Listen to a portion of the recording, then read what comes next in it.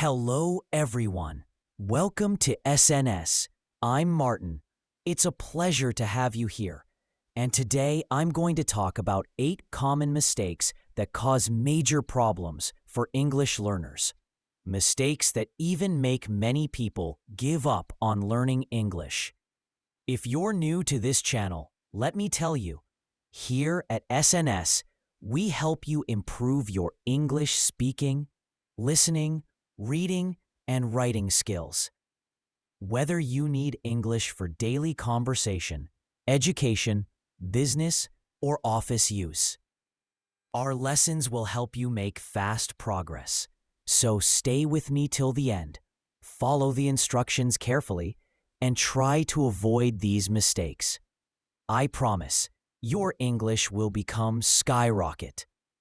If you found this video helpful, don't forget to subscribe to the channel, click the bell icon, and give the video a thumbs up. It will help other learners discover this video too. Check out the description for more videos. So, be ready, keep your tea beside you, and let's begin. Number 1. Lack of real-life speaking practice. The problem: most learners study English for years. They can read books, write essays, and understand conversations. Yet when it's time to speak, their mind goes blank. Why? Because speaking is a physical skill, not just a mental one. It's not only about knowing the words. It's about training your tongue, lips, and brain to work together smoothly. Think about this. You can read dozens of books about swimming, but the moment you step into the pool, you still sink, because your body doesn't know how to float yet. Speaking English works the same way. You can study grammar, vocabulary, and pronunciation rules, but if you don't use them in real conversations, they stay locked in your mind. Solution: speak first, correct later. When you talk, focus on communicating ideas, not perfect grammar. Perfection is the enemy of progress. Redefine mistakes. Every mistake you make is not a failure, it's feedback. Each wrong word teaches you how to say it right next time. Start with a safe environment. Talk to yourself, record voice notes, or chat in English with friends who won't judge you. Remember, no one was born fluent.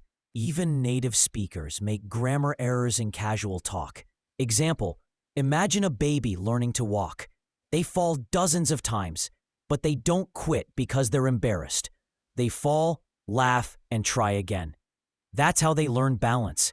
You must treat your English mistakes the same way, as part of your growing process. Every time you speak, even imperfectly, your fear gets weaker and your voice gets stronger. Number 2. Overthinking and fear of mistakes. The problem: many learners know English but feel frozen when they try to speak. Their brain says, "What if I make a mistake? What if people laugh?" That fear kills their confidence before the first word even leaves their mouth. It's like standing on a stage to give a speech. Your heart races, your hands sweat, and suddenly you forget everything you memorized. The knowledge is there, but fear blocks its way out. This is why even advanced learners struggle to speak. Their mind is busy correcting grammar instead of expressing thoughts. The solution: speak first, correct later. When you talk, focus on communicating ideas, not perfect grammar. Perfection is the enemy of progress. Redefine mistakes. Every mistake you make is not a failure. It's feedback. Each wrong word teaches you how to say it right next time. Start with a safe environment. Talk to yourself, record voice notes, or chat in English with friends who won't jay.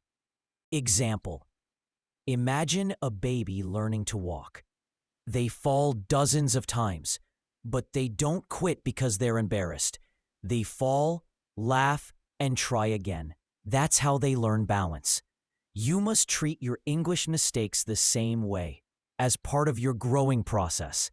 Every time you speak, even imperfectly, your fear gets weaker and your voice gets stronger. Number 3. Thinking in the native language. The problem. When most learners try to speak English, their brain first builds the sentence in their native language, then tries to translate it into English. This causes long pauses, confusion, and unnatural sentences. It's like trying to text while walking. You move slowly, bump into things, and lose rhythm. For example, if your mind thinks "mujhe pani chahiye," you start translating "I need water." By the time you finish, the moment has passed. This translation habit is one of the biggest barriers to fluency. The solution: start thinking small thoughts in English. For example, when you wake up, think, "I'm feeling sleepy," or "I should brush my teeth." When walking or cooking, narrate what you're doing. "I'm cutting onions. The sun looks beautiful today." Replace translation apps with image thinking. When you see a chair, think chair, not its translation in your language. Watch English shows without subtitles and focus on understanding the feeling, not the exact words. Example: think of a musician playing guitar. In the beginning, they think of every finger placement. But after practice, their fingers move automatically. They feel the music. You must train your brain the same way. Stop translating. Start feeling English. Number 4. Passive learning instead of active use. The problem. Many learners believe that watching English movies, reading books, or listening to podcasts will automatically make them fluent. But passive learning doesn't train your speaking ability. It's like watching someone at the gym and expecting your muscles to grow. Your brain becomes good at recognizing English, but not at producing it. That's why you can understand a movie perfectly, but can't describe it afterward without struggling. The solution: after watching or reading something, talk about it. Summarize the story in your own words. Use the listen, repeat, retell method. Listen to a short clip. Repeat what you heard. Retell it in your own words. Create a habit of speaking what you learn. Don't just consume. Produce. Example: it's like learning to cook. You can watch 100 recipe videos, but until you pick up the knife and cook, you'll never know how it truly feels. Speaking English is your kitchen. Don't stay a spectator. Start cooking with words. Number 5. Limited vocabulary for real conversations. The problem: many people know a large number of English words, but most of them are formal or bookish. They can write an essay, but can't handle a simple daily chat. For example, they know commence and terminate, but everyday speech uses start and end. This happens because schools and exams focus on academic English, not spoken, real-life English. The solution: learn phrases and expressions instead of single words. For example, instead of just excited, learn "I'm really excited about it." Practice with TV shows, vlogs, or real conversations to hear how people naturally talk. Keep a phrase notebook where you collect 2-3 new expressions daily. Keep a phrase notebook where you collect 2 to 3 new expressions daily. Try to use those phrases in your next conversation. That's how they stick. Example: it's like having a toolbox full of equipment but not knowing how to use them. If you learn how to use each tool correctly, hammer, wrench, screwdriver, you can fix anything. Similarly, knowing the right phrase for the right moment gives you real speaking power. Number 6. Listening without active engagement. The problem: many learners spend hours listening to English songs, podcasts, and movies, yet their speaking doesn't improve. Why?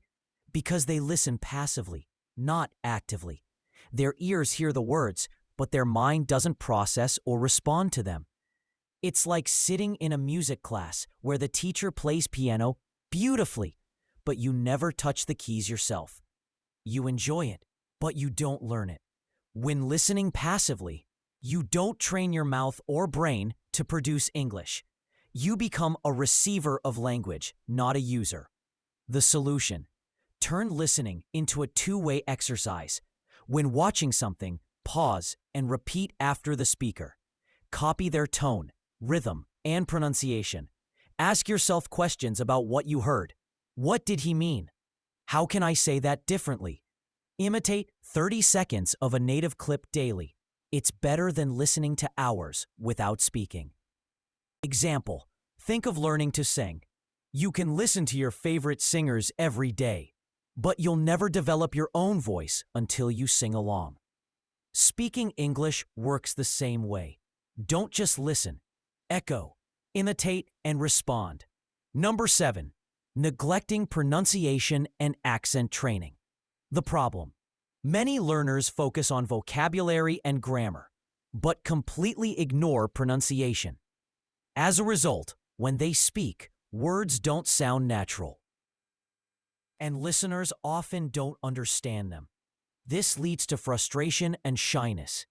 They start believing my accent is bad or I sound funny. But pronunciation isn't about sounding foreign or British. It's about clarity. It's like tuning a guitar. If the strings aren't tuned, even the best musician sounds off. The solution: practice pronunciation daily using simple tools like Google Translate or Youglish. Listen carefully and repeat the sounds. Focus on stress and rhythm, not just words. English is a music-like language. Some syllables are stronger, others softer. Record your speech and compare it to a native clip. Identify one mistake and fix it. Don't aim for a perfect accent. Aim for clear, confident, and natural speech. Example: think of sports training. Even the best athletes spend hours perfecting form and technique, not just power. Similarly, your English pronunciation is your technique. You don't have to sound native, but you must sound clear. When your words flow smoothly, confidence automatically rises. Number 8. Lack of emotional connection with the language. The problem: many learners treat English like a school subject, full of grammar rules and memorization. They never build an emotional connection with it. Without feeling, learning becomes boring and the mind forgets easily. It's like going to the gym without passion. Lifting weights feels like punishment. You'll skip days and lose motivation. In the same way, if you learn English only for exams or job requirements, you'll quickly lose interest in speaking. The solution: connect English to your life, goals, and emotions. Watch movies you love in English. Read about topics you care about: travel, technology, motivation. Talk about your dreams, hobbies, and passions in English. Make English your daily companion. Listen while walking, think while eating, write while planning your day. Create a personal reason for learning. I want to express myself confidently, not I have to learn for work. Example: it's like learning to dance. If you only follow steps mechanically, you'll never feel the rhythm. But when you enjoy the music, your movements become natural. When you emotionally connect with English, your words start flowing naturally. Because you're no longer learning a language, you're living it. Final motivation: you see, fluency isn't just about words. It's about mindset, consistency, and connection. You can read about driving, watch others drive, or even memorize all the traffic signs, but you'll never feel the freedom of the road until you drive the car yourself. Tell me and I forget. Teach me and I may remember. Involve me and I learn. Benjamin Franklin. So, involve yourself in English. Speak it, live it, and breathe it. Make English not just a skill, but a part of your everyday rhythm. Because fluency doesn't come to those who wait for confidence. It comes to those who build confidence through action.